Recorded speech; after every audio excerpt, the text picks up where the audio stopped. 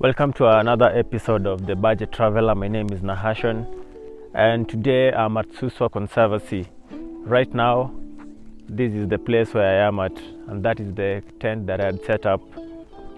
So after using the SGR train yesterday, that is from Nairobi to Suswa, it took a while for me to get to this place. I was able to get a boda guy who charged me 1,000 shillings from the Suswa town to this place because it's a very steep hill. Let me just show you where we came from.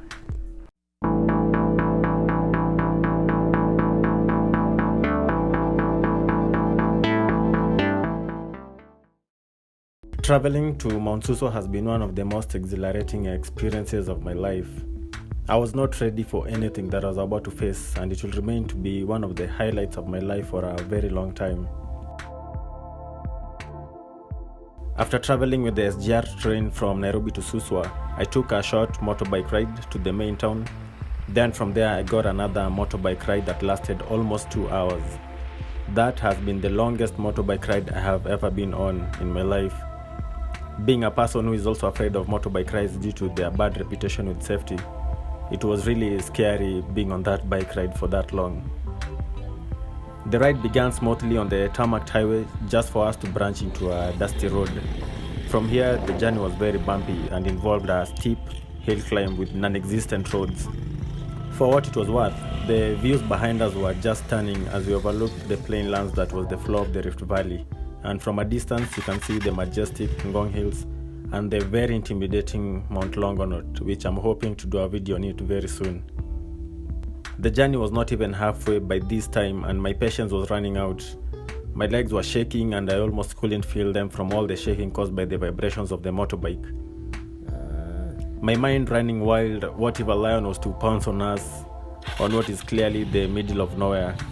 But then I would be reminded that this is a place of the great Maasai culture and the great Maasai people, and just a few meters away some Maasai women will pass with full Maasai regalia. So my fears were totally unfounded. Hello.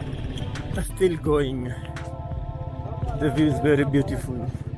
I think it has been almost 1 hour on this motorbike, and the journey is very long. But the guy is telling me maybe in the next 20 minutes we will be there at the camping site. Look at that sunset. The journey went on and the beautiful sunset light was quickly fading, and I thought we would make it to the destination very late. Several kilometers later, on what I could describe as a lifetime, we reached the camping site. I have arrived at the Suswa camp. So there are these structures here. There are some toilets down there.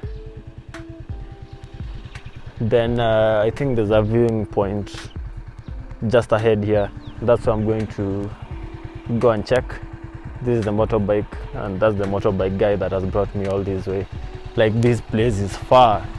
This is the longest motorbike ride I have ever taken. The boda ride cost me 1,000 shillings, which was again a new record for the distance. I couldn't even complain considering the journey that we went through. The place is deserted, there's no one else. I'm the only person. Ladies and gentlemen, the great Suswa Conservancy place. And then the moment that I was continually thinking of finally revealed itself. In front of me was one of the most beautiful hills I have ever seen. 2 hill peaks with a very thick picket of forest covered with what looked like clouds. Standing there with the boda guy, his name was Israel, we just marveled at the beauty that was before us. You will think Israel, being a local, will not be very impressed having seen this place several times. But I was very wrong. He just stood there with a fading smile and uttered the words, Mungu ni wajabu, which means God is great. Look at that.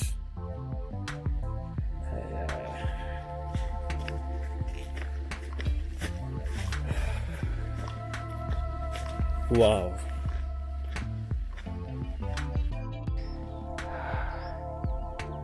This is where I'm going to set up my tent. somewhere here. It was getting late and now we had to snap from that view, and I quickly began setting up my tent. Israel helped me with the setup and left shortly after, and I was alone in the camp, and there is where my nightmare began. I used to think I'm not afraid of the dark, but I was very wrong while standing there alone in a tent with a bright light that I thought could attract wild animals. My phone didn't have any reception, and I knew that if I was to be poisoned by a snake or attacked by an animal, I would be long dead before anyone found me in the morning. Yes, I am that paranoid. At night I was convinced a hyena laughing strolled next to my tent, and one other animal that sounded like it was sneezing walked past. The night was long. Before I know it, it's 4 a.m. and I'm finally starting to have some sleep. I had set up the tent to look at between those two hills. So if you're in the tent, that is what the view will be. I woke up at 6 a.m., which is very unusual for me, but managed to shoot some more photos and create some beautiful time-lapse of the rising sun.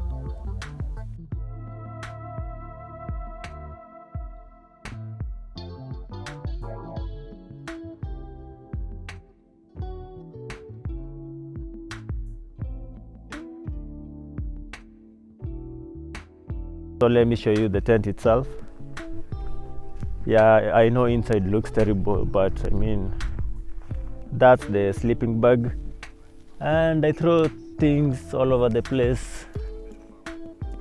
Yeah, bottle of water, another bottle of energy drink, and some queen cakes, and a power bank. And I also have another power bank there with solar, which I'm actually just going to set it up right now so that it can start charging. This is the solar charger that I bought, and right now it's charging. It also has a bulb which is very powerful, and the good thing about it is that it can also charge smartphones. You can connect up to 3 bulbs. When you buy it, it comes with all those 3 bulbs. So using that solar panel, it's charging it at maybe 3 watts, so that will take maybe like 12 hours for it to be full, and that view is still very stunning. This place is accessible using a car. A small car, yes, there is a route for using a small car, but I think it's advisable to use like a big 4x4 car, because the road is very rough. Unless if you have a small car and it's good, then that's fine. There are toilets and there are bathrooms, which I'm going to show you. Actually, let's just go there. When using a car, you can just come this way using your car and park somewhere here and set up your tent. All this is part of the camping site, so any of these places is a good place to set up a tent if you're afraid of being close to the cliff. I think that is the closest neighbor around here. There's a house somewhere here. There are these structures which look like gazebos. So these structures are places where you can cook. You can come and set up something.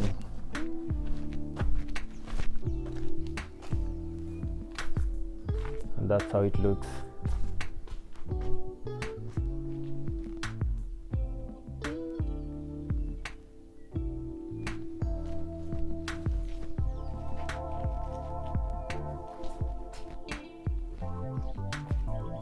The door is always open. Israel had informed me that there was a tank here. Unfortunately, maybe someone took it, so right now there's no tank, which makes the water situation a little problematic right now. 1, 2, 3. This is where the toilets are. This is a toilet, you can tell from the pipe. Let's see how it looks inside.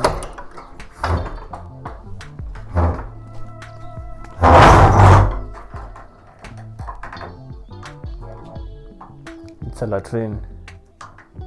and it's clean, which means there are people here who maintain this place. And this is a bathroom.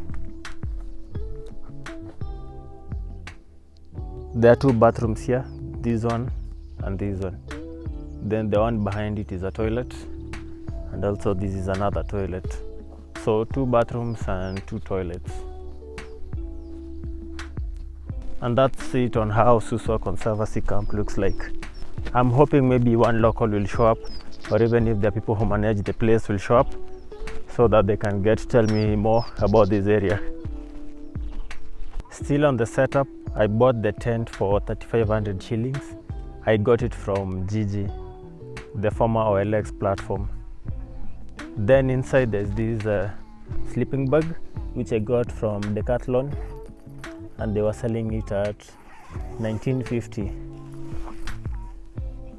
This is the sleeping bag, and there's the bag that I also got from Decathlon, and that bag also cost 2,000 shillings. So total setup for camping is 3,500 plus roughly 4,000, that is 7,500 shillings. And the good thing about this is that it is reusable. So anywhere you go, instead of paying for a hotel, you can just even ask hotels to give you a space to camp, and then you use their facilities instead. Other things that are necessary are things like solar power banks. These help a lot. This is my first time camping, and I've already seen several mistakes that I made. One being I didn't carry enough water, because up here there is nowhere I'm going to get water right now, unless I try to go deep into the villages and see if I can get some from maybe someone. Another mistake I did was carrying food. I only carried like 1 pack of queen cakes, which was also a terrible idea. And the third mistake I did was coming to camp alone. If it's the first time, maybe it's not advisable to do camping alone. It was a very long night, like I was scared stiff. So if someone asks me what is the scariest thing you've ever done, I think these will fit in the top 3. The Maasai people of Suswa are very friendly people. In the morning, one of them offered me tea. Around 10 a.m, a group of them had gathered, and I was able to pay the conservation fee, which is 1,000 shillings, and camping is 500 shillings per day. I had a chat with them and managed to get a guide to do a close to 2 hours hike up the first peak. It was interesting to find out that they all had Maasai names in their IDs, but when I asked them, they will give me a generic English name like Michael or Joseph, because it is easier to remember and pronounce that other than being told Luyiya Lodeki, which is the name of one of the guides. So I found that to be a little odd. I just wish they would stick to their names. But then maybe they didn't like how people mispronounce their names a lot, so they just made it simple by giving people English names. This is one of the highest peaks. This is peak 1.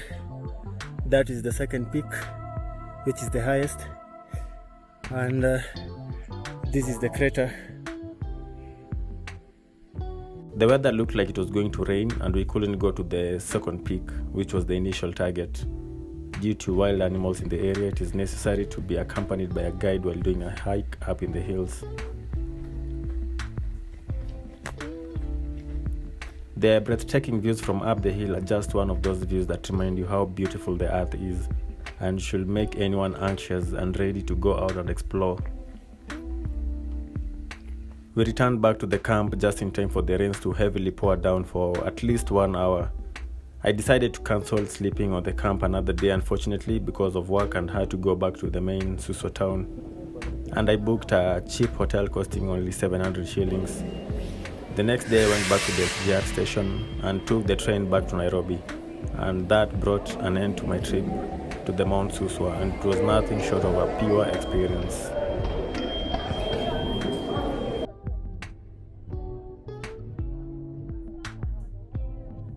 That has been it for this Mount Suswa episode. Be sure to like and subscribe to the channel for more travel videos. And I hope I'll be able to upload more often soon with the focus of quick trips that most people can afford. Diaz signing out.